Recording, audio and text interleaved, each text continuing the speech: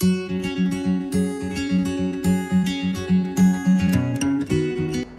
siswa kelas 11 sekalian, pada materi kali ini Sir Donald akan mencoba melanjutkan materi kita sebelumnya. Jika pada materi sebelumnya kita sudah mendengarkan bagaimana faktor awal lahirnya pergerakan nasional, pada materi kali ini Sir Donald akan menyampaikan materi tentang organisasi yang menggunakan taktik kooperatif maupun taktik non-kooperatif. Mungkin kamu bertanya-tanya apa itu kooperatif dan non-kooperatif. Jadi supaya kamu lebih mengetahui tentang materi ini, silahkan simak penjelasan video berikut ini. Sekarang kita lihat bagaimana pergerakan nasional Indonesia dengan taktik kooperatif dan non-kooperatif.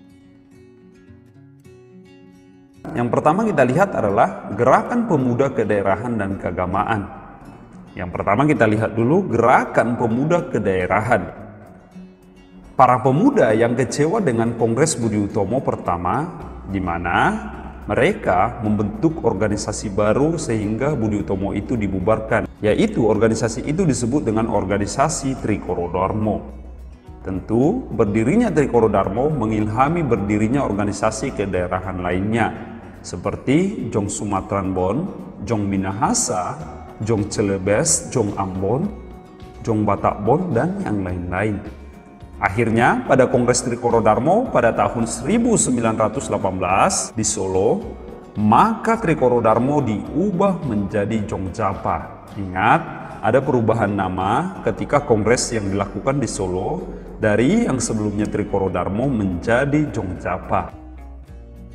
Sekarang kita lihat bagaimana gerakan pemuda keagamaan. Di sekitaran akhir abad ke-19 muncullah gerakan reformasi di negara Islam di kawasan Asia Barat. Reformisme Islam tersebut menjadi gerakan yang bercita-cita menjalankan Islam itu sesuai dengan ajaran aslinya dan menginginkan ajaran Islam itu dihargai sepenuhnya oleh bangsa Barat maupun bangsa penjajah. Akhirnya nanti di Indonesia, bagaimana pada tanggal 18 November 1912 muncul organisasi Muhammadiyah.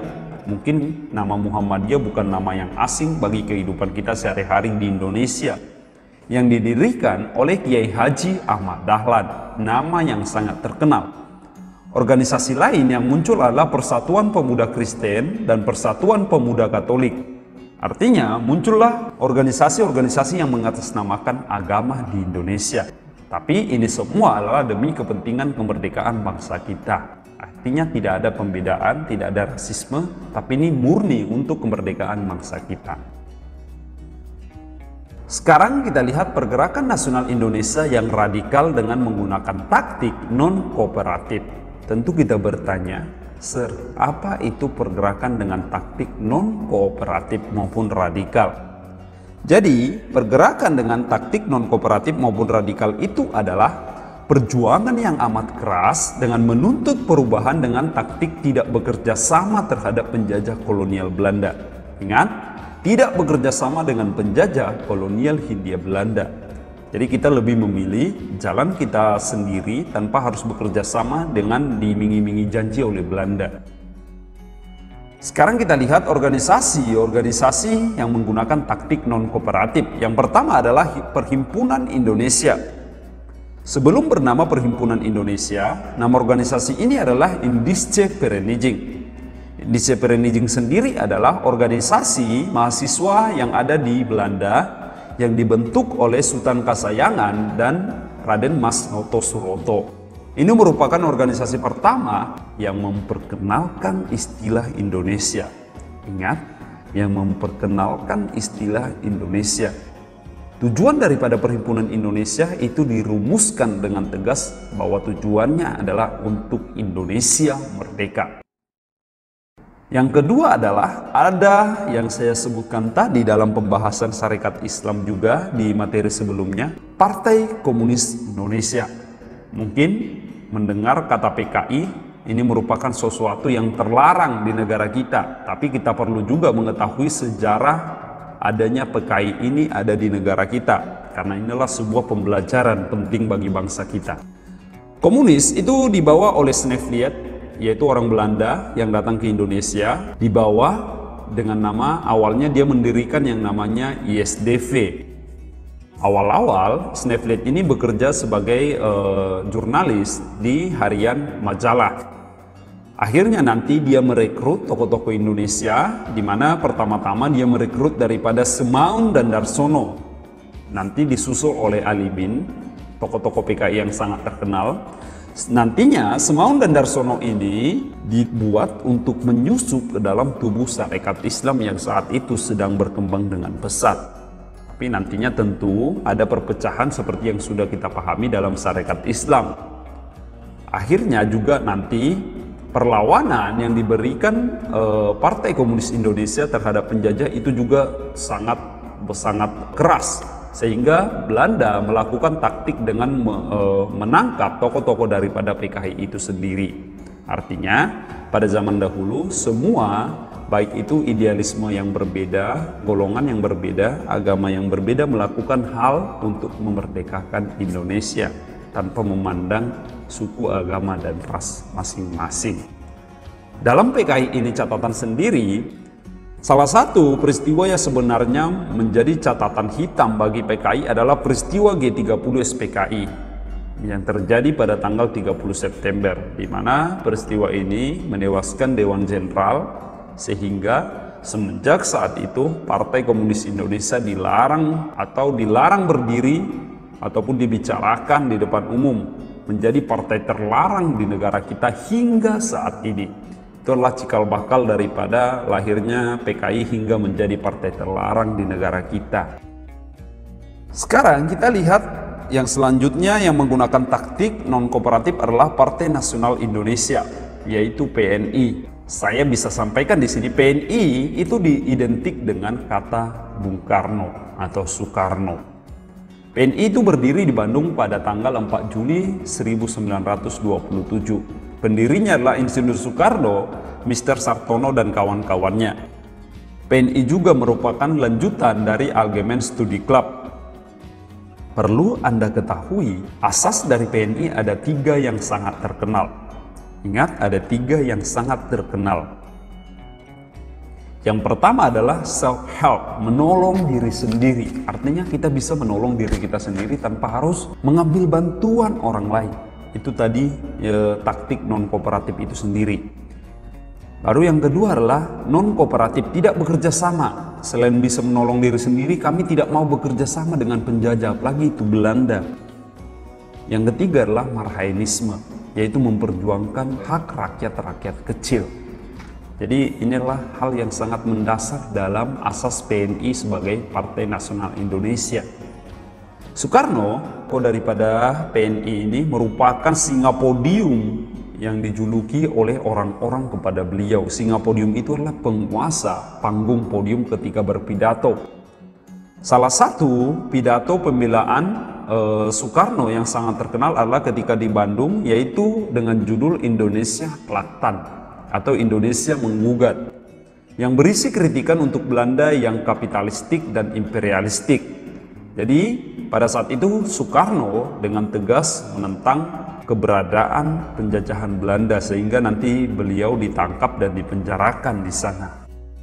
Sekarang kita lihat taktik yang kedua adalah menggunakan taktik kooperatif, berarti lawan daripada non-kooperatifnya yang tadi. Apa itu taktik kooperatif? Jadi taktik kooperatif itu adalah pergerakan dengan taktik menghindari tindakan kekerasan. Artinya mereka lebih memilih bekerja sama dengan penjajah. Artinya kita bekerja sama dengan penjajah, tapi tujuannya tetap sama, untuk memerdekakan Indonesia tentunya ya. Tentu kita bertanya-tanya, mengapa tokoh-tokoh Pergerakan Nasional Indonesia memilih taktik kooperatif dari yang sebelumnya menggunakan taktik non-kooperatif, tidak bekerja sama? Oke, jadi sebenarnya perlu kamu ketahui di sini ada 3 hal yang mengakibatkan terjadinya peristiwa tersebut. Pertama adalah krisis ekonomi yang melanda Indonesia ataupun Malaysia yang terjadi sejak tahun 1921 sampai 1929. Yang kedua adalah kebijakan keras dari pemerintah Gubernur Jenderal De Jonge, seperti gambar yang ada pada tampak di sini, bahwa Jenderal De Jonge itu adalah terkenal dengan sebutan atau gelar pembuang para pendiri bangsa. Dia tidak segan-segan untuk membuang tokoh-tokoh bangsa kita keluar kota, bahkan ke luar negeri, yaitu dengan istilah diasingkan supaya menjauh dari tokoh-tokoh yang lain. Yang ketiga adalah perkembangan paham Nazisme dan fasisme yang mengancam kedudukan negara-negara demokrasi. Memang pada saat pergerakan nasional Indonesia, bagaimana perkembangan Nazi Jerman itu maupun fasis yang berkembang, yaitu antara Jepang di Asia itu sudah mulai berkembang. Ini jelang-jelang terjadinya Perang Dunia Kedua. Sekarang kita lihat organisasi apa saja yang menggunakan taktik daripada kooperatif maupun bekerja sama ini. Kita lihat yang pertama adalah Partai Indonesia ataupun disebut dengan Partindo. Partindo itu didirikan oleh bekas anggota partai PNI. Mr. Sartono tadi sudah saya sampaikan salah satu pendiri daripada PNI. Setelah nanti Soekarno ditangkap, PNI dibubarkan juga, beliau mendirikan partai baru. Setelah bebas dari penjara akibat pidatonya, akhirnya Soekarno itu bergabung dengan Partindo. Pada masa-masa ini, Soekarno itu membuat gemilang karya-karyanya yang diakui oleh masyarakat untuk mencapai Indonesia merdeka. Dia membuat suatu tulisan yang sangat terkenal, yaitu mencapai Indonesia merdeka. Hal ini berhasil menghasut masyarakat untuk segera memerdekakan Indonesia. Hal ini tentu membuat Belanda sangat marah dan kembali menangkap Soekarno, dan Soekarno pun diasingkan untuk kesekian kalinya. Jadi ingat, Soekarno yang merupakan bapak proklamator negara kita, sebelum kemerdekaan beliau telah mencicipi bagaimana nasib daripada seorang pendiri bangsa dibuang, diasingkan, ditangkap berkali-kali demi kemerdekaan bangsa Indonesia. Itu adalah perjuangan beliau demi kemerdekaan kita. Akibat kebijakan Belanda yang mempersempit Partindo, maka pada tahun 1936 resmilah dibubarkan Partai Indonesia ini sendiri. Organisasi selanjutnya adalah PNI baru, yaitu Pendidikan Nasional Indonesia. Ingat, bedakan antara Partai Nasional Indonesia dengan Pendidikan Nasional Indonesia. Partai ini ataupun Pendidikan Nasional Indonesia ini didirikan oleh bekas anggota Partindo. Ketua pertamanya yaitu Sukimi. Tokoh PNI yang baru yang terkenal adalah Bung Hatta dan Sultan Syahrir. Kedua foto di sini adalah beliau ini adalah Sultan Syahrir dan inilah Bung Hatta yang sangat terkenal. PNI baru itu berasaskan nasionalisme dan demokrasi. Untuk mencapai kemajuan dalam bidang ekonomi, organisasi PNI baru ini mengadakan penyuluhan tentang bagaimana koperasi bisa dilaksanakan. Karena menurut daripada Bung Hatta, koperasi adalah usaha yang paling tepat untuk memajukan perekonomian bangsa Indonesia. Atas kegigihannya lah, mungkin kamu perlu ketahui bahwa Bung Hatta atau Muhammad Hatta dijadikan sebagai bapak koperasi Indonesia hingga saat ini. Organisasi selanjutnya yang menggunakan taktik kooperatif adalah Partai Indonesia Raya atau lebih dikenal dengan kata Parindra. Gabungan daripada Budi Utomo dan Persatuan Bangsa Indonesia PBI. Ketuanya adalah Dr. Sutomo dan wakilnya adalah Wuryadiningrat. Ingat, Sutomo adalah Bapak Kebangkitan Nasional yang meninggal pada tanggal 30 Mei 1938. Sutomo adalah orang yang mendirikan daripada Budi Utomo, organisasi pertama di negara kita. Parindra itu juga aktif memperjuangkan perbaikan ekonomi rakyat. Upaya yang dilakukannya adalah dengan mendirikan perkumpulan rukun tani, rukun pelayaran Indonesia, dan mempelopori berdirinya Bank Indonesia. Jadi ingat, Parindra itu mempunyai andil besar dalam berdirinya Bank Indonesia yang merupakan bank sentral di negara kita hingga saat ini. Yang bagian keempat adalah Petisi Sutarjo. Sutarjo itu lahir pada tanggal 22 Oktober pada tahun 1892 di Blora, Jawa Tengah. Sutarjo ini merupakan orang Indonesia yang duduk dalam kursi Polskrat, yaitu pemerintahan parlemen Belanda di wilayah jajahan Indonesia.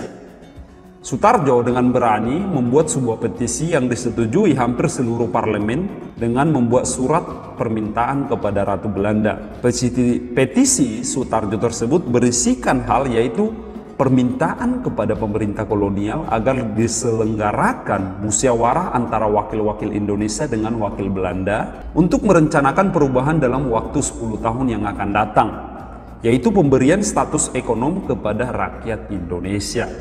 Sebenarnya permintaan yang sangat mulia sebenarnya datang daripada Sutarjo ini.